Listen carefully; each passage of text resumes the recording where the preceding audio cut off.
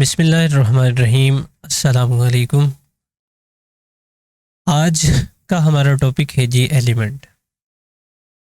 सबसे पहले इसकी कुछ हम हिस्ट्री के बारे में बात कर लेते हैं कि एलिमेंट की इब्तदा जो है वो कहाँ से हुई।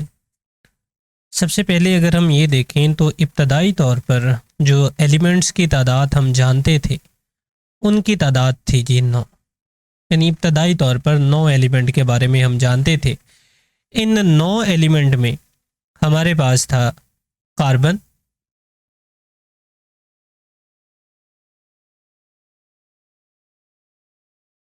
गोल्ड,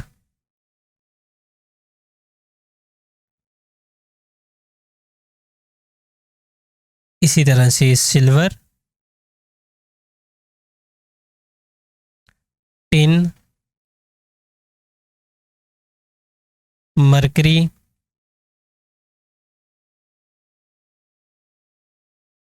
लेड,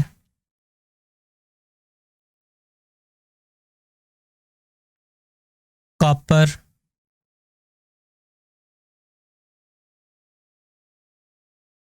और आयरन। ये इब्तदाई तौर पर 9 एलिमेंट्स थे जी जिनके बारे में जाना जाता था। अब साथ में इनके जो है वो सिंबल्स भी देख लेते हैं कि कौन से एलिमेंट को किस सिंबल के साथ जो है वो ज़ाहिर किया जाता है। मैं इसके नीचे की तरफ जो है वो इनके सिंबल लिख देता हूँ जी। कार्बन का सिंबल है जी सी, गोल्ड का सिंबल है जी AU, सिल्वर का सिंबल है जी AG, टिन का सिंबल है SN, मरकरी का सिंबल है HG,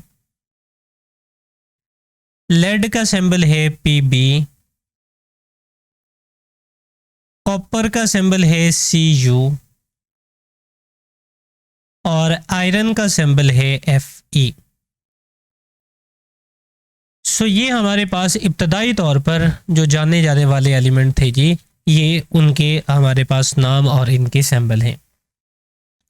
अब इब्तदाई तौर पे ये समझा जाता था जी कि एलिमेंट को तकसीम नहीं किया जा सकता, यानी एलिमेंट जो है ये इनको मज़ीद तकसीम फ़िज़िकल मेथड के ज़रिए हम इनको मज़ीद तकसीम जो है वो नहीं कर सकते। फिर 19वीं सदी तक हमारे पास जो एलिमेंट्स की तादाद थी, दरियाफ्त शुदा एलिमेंट की तादाद जो है 19वीं सदी में हम 63 एलिमेंट के बारे में जानते थे कि इस वक्त तक जो है वो 63 एलिमेंट जो है वो दरियाफ्त हो चुके थे। और अब तक जो रिसेंटली दरियाफ्त शुदा हमारे पास एलिमेंट की तादाद है, इनकी तादाद जो है वो 118 है। यानी अब तक हम टोटल जो है वो 118 एलिमेंट के बारे में जानते हैं। इन 118 एलिमेंट में हमारे पास जो कुदरती तौर पर एलिमेंट पाए जाते हैं, इनकी तादाद जो है वो 92 है। यानी ये वाले एलिमेंट कुदरती तौर पर जो है वो पाए जाते हैं। सो फिर बाकी जो है वो एलिमेंट किस तरह से पाए जाते हैं? बाकी एलिमेंट जो है ये हम जो है वो मसनूई तौर पर जो है वो इनको तैयार करते हैं। सो मसनूई तौर पर जो है वो इनकी आगे डिसइंटीग्रेशन जो है वो की जाती है, इनके मुख्तलिफ केमिकल रिएक्शंस करवाए जाते हैं। सो इस तरीके के साथ बकिया एलिमेंट जो है वो हम बनाते हैं। सो एनीवे जी, अब तक जो तादाद है जी टोटल हमारे पास जो कि इस वक्त तक दरियाफ्त हो चुके हैं, इनकी तादाद जो है वो 118 है। अब एलिमेंट को अगर हम तारीफ़ करें कि एलिमेंट की जो है वो तारीफ़ क्या है, सो एलिमेंट के बारे में हम ये कह सकते हैं कि एलिमेंट एक ऐसी शय है जो एक ही किस्म के एटम पर मुश्तमिल होता है, जिनका एटॉमिक नंबर जो है वो एक जैसा होता है। सो यहाँ पर हम क्या लिखेंगे जी कि इनका एटॉमिक नंबर जो है वो एक जैसा होगा। यानी इनका एलिमेंट का क्या होगा जी, एटॉमिक नंबर जो है वो एक जैसा होगा, यानी यकसा होगा। अब एटॉमिक नंबर जो है वो क्या होता है? एटॉमिक नंबर हमारे पास होता है जी प्रोटॉन की तादाद। एटॉमिक यकसा एटॉमिक नंबर होता है और एटॉमिक नंबर है क्या जी? प्रोटॉन्स की तादाद। प्रोटॉन्स की तादाद। और प्रोटॉन्स किस में पाए जाते हैं जी? प्रोटॉन्स पाए जाते हैं एटम के न्यूक्लियस में। सो इनमें एटॉमिक नंबर यानी प्रोटॉन की तादाद जो है वो यकसा होंगी और आम कीमियाई तरीकों के साथ हम इनकी जो है वो शय में तब्दील नहीं किया जा सकता। अब इसकी जो है वो बाकायदा तौर पर हम यहाँ से डेफिनेशन भी देख लेते हैं जो कि हमारी किताब पे लिखी हुई है। सो पेज को थोड़ा हम ऊपर की तरफ ले जाते हैं जी, अब यहाँ पर कर लेते हैं। अब यहाँ से इसकी जो है वो हम डेफिनेशन देख लेते हैं। अब यहाँ से अगर आप इसकी डेफिनेशन देखें तो यहाँ पर लिखा गया है, यहाँ से शुरू होगी जी कि एलिमेंट की जदीद तारीफ ये है कि ये एक ऐसी शय है जो एक ही किस्म के एटम पर मुश्तमिल हो, यानी एटम जो हैं वो एक ही तरह के हों और इनका एटॉमिक नंबर यकसा होता है और इन्हें कीमियाई तरीकों से सादा शय में तब्दील नहीं किया जा सकता। इसका मतलब ये हुआ कि हवा के हर एलिमेंट मखसूस किस्म के एटम से मिलकर बनता है। सो ये हमारे पास जो है वो एलिमेंट की तारीफ है जी यहाँ तक कि एलिमेंट की जदीद तारीफ ये है कि ये एक ऐसी शय है जो एक ही किस्म के एटम पर मुश्तमिल है जिनका एटॉमिक नंबर यकसा होता है और इसे कीमियाई तरीकों से सादा तर शय में तब्दील नहीं किया जा सकता। अब मुख्तलिफ एलिमेंट की जो तरकीब है वो मुख्तलिफ होती है, यानी हवा के अंदर इनकी मौजूदगी जो है वो इसकी मिकदारें जो है वो मुख्तलिफ होती हैं। कहीं पर इनकी मिकदार ज़्यादा पाई जाती है, कहीं पर इनकी मिकदार जो है वो कम पाई जाती है।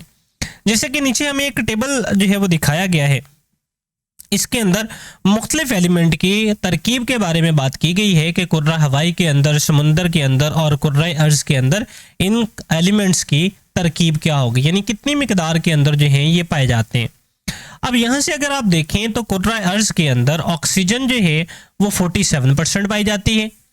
इसी तरीके के साथ सिलिकॉन जो है ये हमारे पास 28% पाई जाती है और एल्यूमिनियम जो है वो 7.8% पाई जाती है। ये कुर्रा अर्ज़ यानी हमारी ज़मीन के अंदर जो है वो ऑक्सीजन की जो मकदार है ये 47% है, सिलिकॉन की मकदार जो है वो 28% है और एल्यूमिनियम की जो मकदार है ये 7.8% है।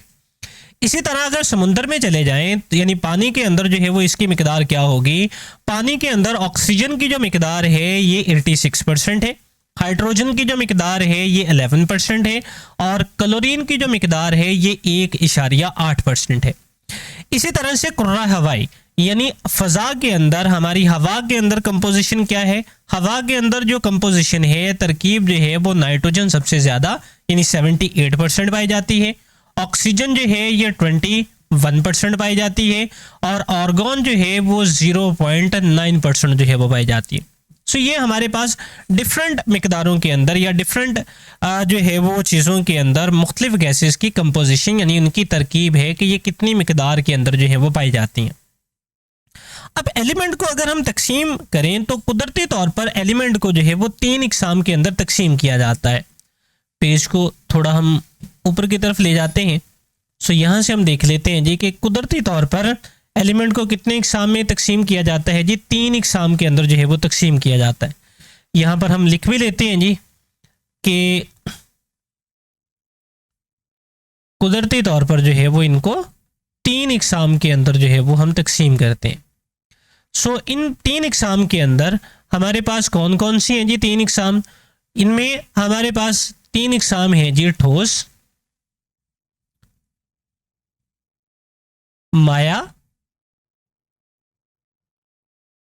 और गैस। सो इन 3 इकसाम के अंदर हम इसको कुदरती तौर पर जो है वो तकसीम करते हैं। अब ये तीनों जो मिकदारें हैं ये हमारे पास मुख्तलिफ हैं, यानी सबसे ज़्यादा जो हमारे पास पाई जाती हैं वो अक्सरियत जो हमारे पास मौजूद है वो ठोस हालत के अंदर जो है वो पाई जाती है।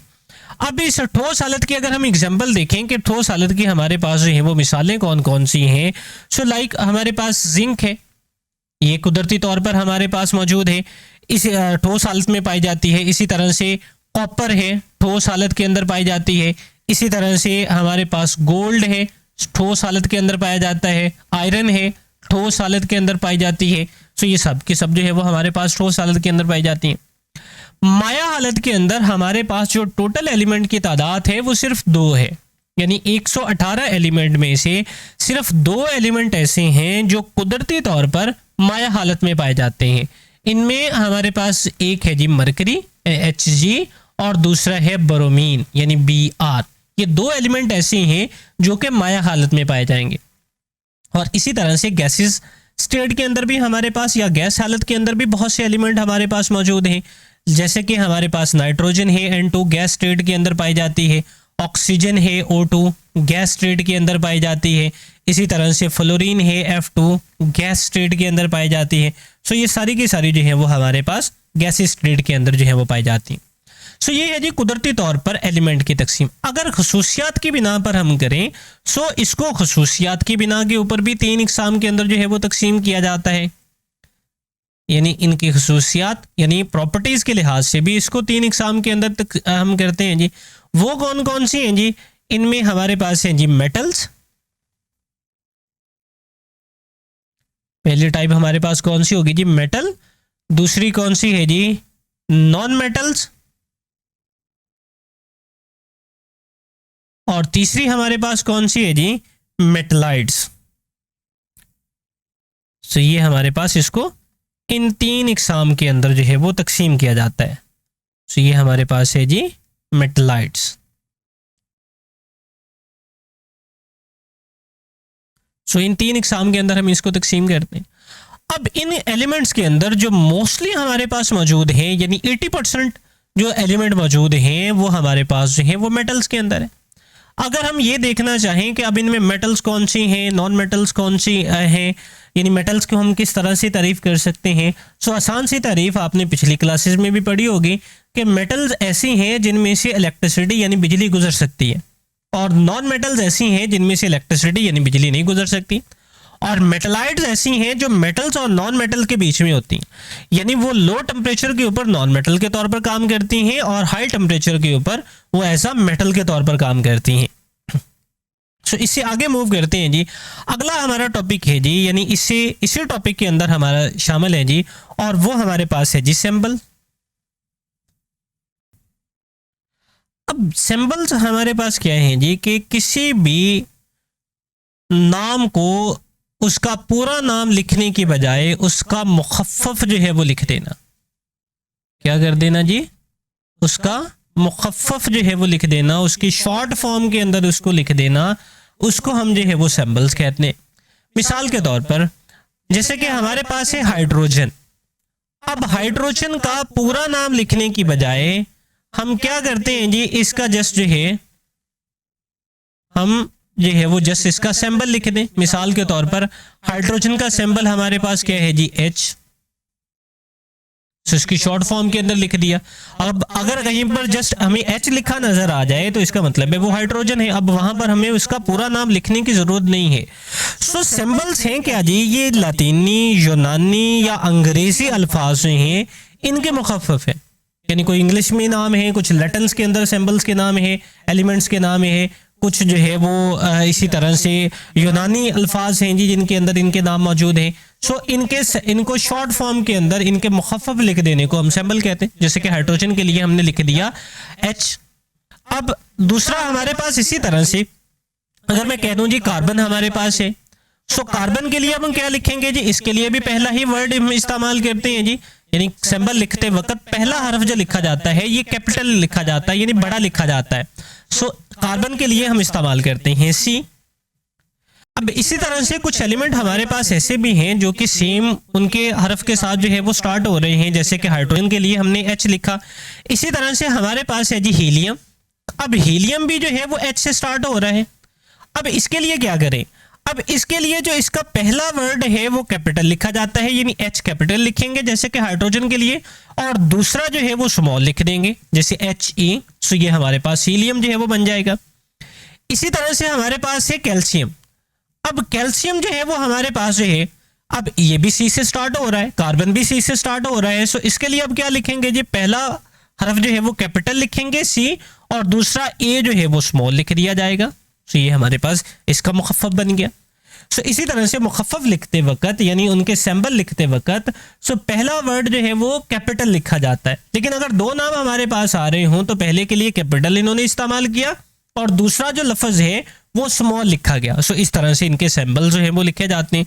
इसी तरह से बहुत ज़्यादा एलिमेंट के हम सिंबल लिखते हैं, जैसे कि नाइट्रोजन के लिए हम इस्तेमाल करते हैं N, और सोडियम के लिए क्या इस्तेमाल किया जाता है? Na। सो ये जो है वो इसका सिंबल है। सो सिंबल बेसिकली लिखे क्यों जाते हैं? सिंबल इस वजह से लिखे जाते हैं ताकि इनकी इजी रिकॉग्नाइजेशन हो सके, यानी आसानी के साथ इनकी पहचान हो सके। लिखने के अंदर टाइम जो है वो कम लगे। पहचान एक क्या हो गया जी, इनकी पहचान आसान हो सके, और दूसरा क्या हुआ जी, इनको लिखने के अंदर टाइम जो है वो कम लगे और आसानी के साथ जो है वो इनको लिखा जा सके। सो इस वजह से सिंबल जो है वो इस्तेमाल किए जाते हैं। अब इसी टॉपिक में नेक्स्ट जो चीज हमारे पास मौजूद है वो है जी वैलेंसी। वैलेंसी क्या होती है जी? सबसे पहले हम वैलेंसी के तारीफ को देख लेते हैं। पेज को थोड़ा हम ऊपर की तरफ ले जाते हैं। अब वैलेंसी की तारीफ अगर आप यहां पर देखें तो वैलेंसी है क्या जी? जैसे कि यहां पर लिखा गया है कि वैलेंसी है एलिमेंट की एक मुनफरद खासियत, इसको वैलेंसी कहते हैं। ये दरअसल एक एटम की दूसरे एटम के साथ मिलने की इस्तादात होती है, यानी एक एलिमेंट दूसरे कितने एलिमेंट के साथ मिल सकता है या कितने बॉन्ड बना सकता है, इसका इंहिसार एटम के आखिरी शेल में मौजूद इलेक्ट्रॉन्स की तादाद पर होता है। आसान लफ्जों के अंदर इसको इस तरह से समझ लें जैसे कि अल्लाह पाक ने हमें 2 हाथ दिए हुए हैं। सो अगर हमसे ये कहा जाए कि आप एक हाथ के अंदर जो है वो एक चेयर को उठाएंगे, सो हम टोटल कितनी चेयर को उठा सकते हैं? दोनों हाथों की मदद से तो लाजमी बात है 2 चेयर उसको उठा सकते हैं। सो इसका मतलब है जी कि हमारी वैलेंसी जो है वो 2 है। अब इसी तरह से कोई एटम जो है वो अगर 2 एटम के साथ मिलता है तो इसका मतलब है वो उसकी वैलेंसी 2 है। अगर वो 3 के साथ मिलता है तो इसका मतलब है उसकी वैलेंसी 3 है। अब वैलेंसी को हम यहाँ पर 2 लिहाज से जो है वो देखेंगे, एक कोवेलेंट कंपाउंड के लिहाज से देखेंगे और दूसरा जो है वो आयनिक कंपाउंड के लिहाज से देखेंगे। अब सबसे पहले अगर कोवेलेंट कंपाउंड के लिहाज से बात की जाए तो हम ये कहते हैं कि कोई एलिमेंट कितने हाइड्रोजन एटम के साथ मिलता है, कोई एलिमेंट कितने हाइड्रोजन एटम के साथ मिलता है, कितने हाइड्रोजन एटम के साथ वो बॉन्ड बना सकता है। जितने हाइड्रोजन एटम के साथ वो बॉन्ड बनाएगा उतनी उसकी वैलेंसी होगी। मिसाल के तौर पर अगर हम क्लोरीन को देखें तो क्लोरीन जो है वो एक हाइड्रोजन के साथ बॉन्ड बना सकता है। सो इसका मतलब क्या हुआ जी कि हाइड्रोजन की यहाँ पर क्लोरीन की वैलेंसी कितनी है जी? 1 है। इसी तरह से अगर हम ऑक्सीजन की बात करें तो ऑक्सीजन जो है वो 2 हाइड्रोजन एटम के साथ बॉन्ड बना सकता है। सो इसका मतलब ये हुआ कि अब यहाँ पर ऑक्सीजन की वैलेंसी कितनी है जी? 2 हुई। इसी तरह से अगर नाइट्रोजन एटम को देखा जाए तो नाइट्रोजन जो है वो 3 हाइड्रोजन एटम के साथ बॉन्ड बना सकता है, यानी एक टाइम के अंदर 3 हाइड्रोजन एटम के साथ ये बॉन्ड बनाता है। सो इसकी वैलेंसी कितनी हुई जी? इसकी वैलेंसी 3 हुई। इसी तरह से अगर हम कार्बन को देखें तो कार्बन एक टाइम के अंदर 4 हाइड्रोजन एटम के साथ बॉन्ड बना सकता है। सो कार्बन की वैलेंसी फिर कितनी हुई जी? कार्बन की वैलेंसी हुई 4। सो इस तरीके के साथ हम इसकी वैलेंसी को जो है वो कोवेलेंट कंपाउंड की वैलेंसी के को जो है वो जस्टिफाई करते हैं। अब बात कर लेते हैं आयनिक कंपाउंड के लिहाज से कि आयनिक कंपाउंड के लिहाज से वैलेंसी क्या होगी। पेज को हम थोड़ा ऊपर की तरफ ले जाते हैं। यहाँ पे आयनिक कंपाउंड के लिहाज से वैलेंसी है जी कि किसी एटम के वैलेंस शेल में कितने इलेक्ट्रॉन है, यानी उसके आखिरी शेल के अंदर इलेक्ट्रॉन्स की तादाद कितनी है, या दूसरे लफ्जों के अंदर जो उसके आखिरी शेल में इलेक्ट्रॉन है उनमें से वो कितने खारिज कर सकता है या वो कितने हासिल कर सकता है। सो जितने खारिज करेगा या जितने हासिल करेगा उतनी उसकी वैलेंसी होगी। मिसाल के तौर पर अगर हम सोडियम की बात करें तो सोडियम जो है वो 1 इलेक्ट्रॉन को खारिज कर सकता है, यानी 1 इलेक्ट्रॉन को अगर खारिज करे Na पॉजिटिव में चला जाएगा और प्लस यहां से 1 इलेक्ट्रॉन जो है वो निकल जाएगा। सो इसकी वैलेंसी कितनी हुई जी? इसकी वैलेंसी हुई 1। इसी तरह से अगर हम बात करें क्लोरीन की, सो क्लोरीन अब 1 इलेक्ट्रॉन को जो है वो कबूल कर सकता है, हासिल कर सकता है। सो क्लोरीन की कितनी वैलेंसी हुई? अब यहां पर क्लोरीन की वैलेंसी भी 1 ही हुई क्योंकि इसने 1 इलेक्ट्रॉन हासिल किया। इसी तरह से अगर ऑक्सीजन पर बात करें तो ऑक्सीजन 2 इलेक्ट्रॉन को हासिल कर सकता है। सो ऑक्सीजन की वैलेंसी कितनी हुई? 2। इसी तरह से अगर हम सल्फर पर की बात करें तो सल्फर भी 2 इलेक्ट्रॉन को हासिल कर सकता है। सो इसकी वैलेंसी कितनी हुई? 2। कैल्शियम जो है ये 2 इलेक्ट्रॉन खारिज कर सकता है। सो इसकी वैलेंसी कितनी हुई? 2। एल्यूमिनियम जो है वो 3 इलेक्ट्रॉन को खारिज कर सकता है। सो इसकी वैलेंसी कितनी हुई? 3।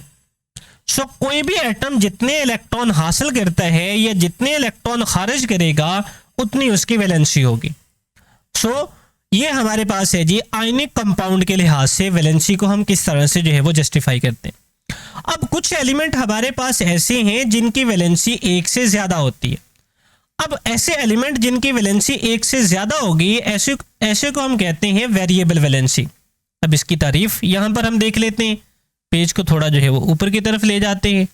जैसे कि यहाँ पर लिखा गया है जी कि कुछ एलिमेंट एक से ज्यादा वैलेंसी ज़ाहिर करते हैं, यानी इनकी वैलेंसी वेरिएबल होती है, यानी वो चेंज होती है जी, वो तब्दील होती है। सो ऐसी वैलेंसी को वेरिएबल वैलेंसी जो है वो कहा जाता है। मिसाल के तौर पर हमारे पास है आयरन। अब आयरन की वैलेंसी जो है वो चेंज होती है, यानी फेरस के दो कंपाउंड हमारे पास मिलते हैं।